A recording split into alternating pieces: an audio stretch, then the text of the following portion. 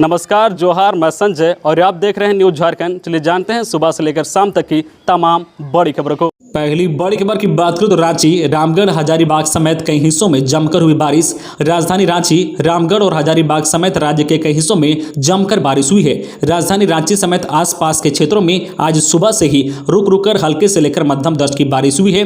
मौसम पूर्वानुमान के मुताबिक मानसून का एक टर्ब लाइन फिरोजाबाद, अलीगढ़, रोहतास से होते हुए रांची के ऊपर से गुजर रहा है। इस कारण जो है रांची समेत रामगढ़, हजारीबाग, बोकारो, खूंटी, कोडरमा, चतरा, देवघर, लातेहार, पलामू और गढ़वा में भारी बारिश हो सकती है। मौसम विभाग के अनुसार एक चक्रवाती क्षेत्र उत्तर पूर्वी बंगाल की खाड़ी में बना हुआ है। यह दक्षिण पश्चिम की तरफ से धीरे धीरे बढ़ रहा है। इसका असर राज्य के मौसम पर अगले 24 घंटे में दिखने की संभावना है। दूसरी तरफ एक चक्रवाती क्षेत्र पश्चिमी उत्तर प्रदेश के ऊपर बना हुआ है। इसका असर बिहार के साथ झारखंड के कुछ हिस्सों में दिखेगा। वही जो है आज सुबह से ही जो है राज्य के कई क्षेत्रों में हल्के से लेकर मध्यम दर्ज की बारिश हो रही है। अगली बड़ी खबर की बात करूं तो झारखंड में कोरोना संक्रमण, पिछले 24 घंटे मिले 22 संक्रमित मरीज, 32 हुए स्वस्थ। राज्य में पिछले 24 घंटे में कोरोना के 22 संक्रमित मिले हैं, वही 32 मरीज स्वस्थ हुए हैं। 13 जिलों चतरा, दुमका, गढ़वा, गिरिडीह, गोड्डा, हजारीबाग, जामताड़ा, खूंटी, लातेहार, लोहरदगा, पाकुड़, साहिबगंज व पश्चिम सिंहभूम में एक भी नए केस सामने नहीं आए हैं। वही देवघर में सर्वाधिक 5, रांची में 3, सरायकेला, सिमडेगा, कोडरमा, रामगढ़ व धनबाद में 2-2 केस सामने आए हैं। वही बोकारो, पूर्व सिंहभूम, गुमला व पलामू में एक केस मिले हैं। वही रांची में 7 मरीज स्वस्थ हुए हैं। राज्य में एक्टिव केस की संख्या 305 हो गई है। किसी भी जिले में कोरोना संक्रमित की मौत नहीं हुई है। अगली बड़ी खबर की बात करें तो धनबाद में NH2 पर भीषण हादसे में 2 की मौत, जबरदस्त टक्कर के बाद वाहन जले। जिले के NH2 GT रोड के गोविंदपुर थाना क्षेत्र में भीषण सड़क हादसा गुरुवार देर रात हुआ है। भीषण सड़क हादसे में कार और मोटरसाइकिल के बीच जोरदार टक्कर हो गई है, जिसके बाद दोनों ही गाड़ियों में आग लग गई। इस हादसे में 2 लोगों की मौके पर ही मौत हो गई है। वही गंभीर रूप से घायलों को इलाज के लिए अस्पताल भेज दिया गया है। इस भीषण हादसे के बाद स्थानीय लोगों ने प्रशासन और लोक निर्माण विभाग की अनदेखी के चलते जो खस्ता हाल पड़े हाईवे को बड़ा कारण बताया है। कोलकाता से दिल्ली को जोड़ने वाले राष्ट्रीय राजमार्ग 2 पर धनबाद के गोविंदपुर थाना क्षेत्र के जो कांड्रा इलाके में कार और बाइक के बीच सीधी टक्कर हो गई। बाइक पर जो है सवार 3 लोगों में से 2 की घटनास्थल पर ही मौत हो गई है, जबकि एक की हालत गंभीर बताई जा रही है। बताया जाता है कि कार में एक ही सवार था, जो भीषण टक्कर के बाद मौके से भाग निकला। अगली बड़ी खबर की बात करें तो झारखंड पंचायती राज संशोधन अध्यादेश का गजट हुआ प्रकाशित। राज्य सरकार ने झारखंड पंचायती राज संशोधन अध्यादेश 2021 से संबंधित गजट का प्रकाशन कर दिया है। अध्यादेश पर राज्यपाल की सहमति के बाद विधि विभाग ने गजट प्रकाशन किया है। अध्यादेश का विस्तार नगर पालिका क्षेत्र को छोड़कर पूरे राज्य में होगा। इसमें किसी भी महामारी की वजह से अगर कार्यकाल खत्म होने के बावजूद पंचायत चुनाव नहीं हो पाया तो उचित वजह बताते हुए 6 महीने तक या उससे अधिक या चुनाव होने तक पंचायत प्रतिनिधियों के कार्यकाल का विस्तार करने की बात कही गई है। राज्य में पंचायत चुनाव के अलावा जिला परिषद चुनाव के लिए भी अध्यादेश लागू रहेगा। गजट में कहा गया है कि राज्यपाल ने अध्यादेश की स्वीकृति 11 जुलाई को दे दी थी। गजट प्रकाशन के बाद अध्यादेश पर कैबिनेट की स्वीकृति प्रदान की जाएगी। संभव है कि मुख्यमंत्री कैबिनेट की स्वीकृति की जो प्रत्याशा में भी अध्यादेश लागू करने की मंजूरी दे सकते हैं। अध्यादेश लागू होने के बाद पंचायत प्रतिनिधियों के कार्यकाल को 6 माह तक विस्तार प्रदान कर दिया जाएगा। खबरों में आगे बढ़ने से पहले आपसे रिक्वेस्ट है कि अगर आप चैनल को सब्सक्राइब नहीं किए हैं तो प्लीज़ चैनल को सब्सक्राइब करके बेल आइकन प्रेस कर दें, जिससे आपको झारखंड की हर छोटी बड़ी खबर का अपडेट आप तक पहुंचता रहे। चलिए बढ़ते हैं खबरों की ओर।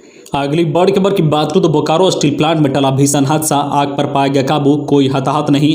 बोकारो स्टील प्लांट में ब्लास्ट फर्नेस 2 में हॉट मेटल लेकर जा रहे टारपीडो लाडल के पंक्चर हो जाने से भीषण आग लग गई है। आग पर जल्द काबू पा लिया गया है। इसमें कोई हताहत नहीं हुआ है। इस तरह बड़ा हादसा टल गया है।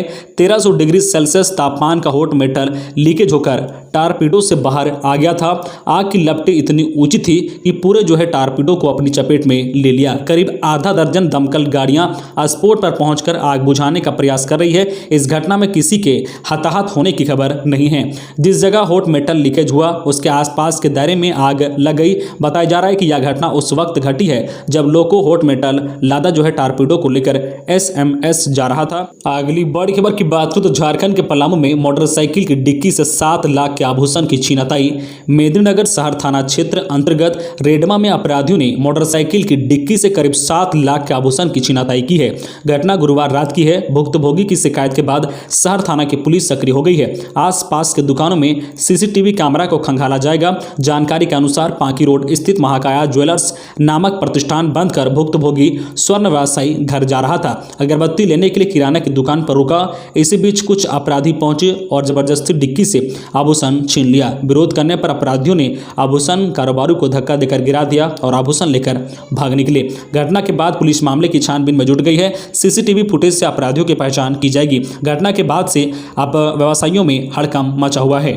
अगली बड़ी खबर की बात करें तो ट्रेनों के इंजन पर सेल्फी लेकर उसे इंटरनेट मीडिया पर डालने का शौक अब लोको पायलट और सहायक पायलट पर भारी पड़ेगा। ट्रेन के इंजन पर सेल्फी लेकर उसे इंटरनेट मीडिया पर डालने का शौक अब लोको पायलट और सहायक पायलट पर भारी पड़ेगा। ऐसा करने वाले लोको पायलट और सहायक पायलट पर कड़ी कार्रवाई के मूड में रेलवे बोर्ड है। इस संबंध में रेलवे बोर्ड के निर्देशक विद्युत अभियांत्रिक किशोर वैभव ने पत्र लिखकर सभी मंडल रेल प्रबंधकों को कड़ी कार्रवाई करने का निर्देश दिया है। निर्देशक का मानना है कि ऐसा कर रहे लोको पायलट और सहायक पायलट सुरक्षा नियमों की अनदेखी तो कर ही रहे हैं, साथ ही हजारों यात्रियों की जान भी खतरे में डाल रहे हैं। अतः रेलवे बोर्ड इस तरह की लापरवाही किसी भी स्तर पर बर्दाश्त नहीं करेगा। अगली बड़ी खबर की बात करें तो लोहरदगा टोरी लाइन पर ट्रेन चलाने की मांग। सांसद संजय सेठ ने दिल्ली में केंद्रीय रेल मंत्री अश्विनी वैष्णव से मुलाकात की है। सांसद ने आग्रह किया है कि लोहरदगा टोरी लाइन से ट्रेनों का परिचालन शुरू किया जाए। विशेष रूप से राजधानी एक्सप्रेस, शताब्दी व गरीब रथ को सप्ताह में 3 दिन इस रूट से चलाने का आग्रह किया गया है।